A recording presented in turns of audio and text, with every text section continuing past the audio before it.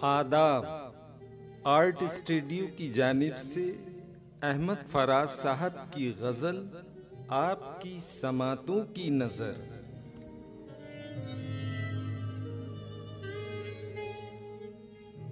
तेरी बातें ही सुनाने आए, दोस्त भी दिल ही दुखाने आए।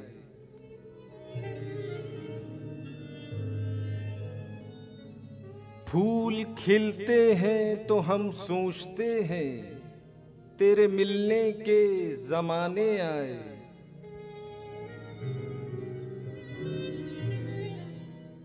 ऐसी कुछ चुप सी लगी है जैसे हम तुझे हाल सुनाने आए।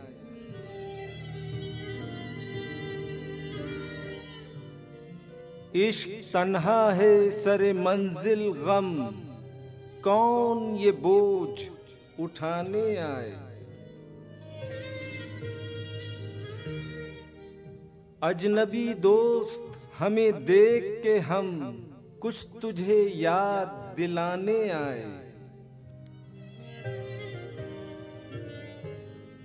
दिल धड़कता है सफर के हंगाम, काश फिर कोई बुलाने आए।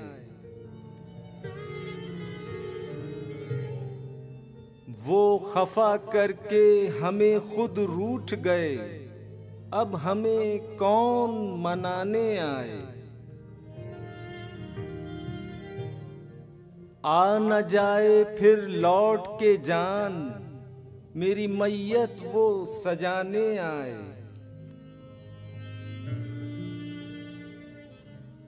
अब तो रोने से भी दिल दुखता है, शायद अब होश ठिकाने आए।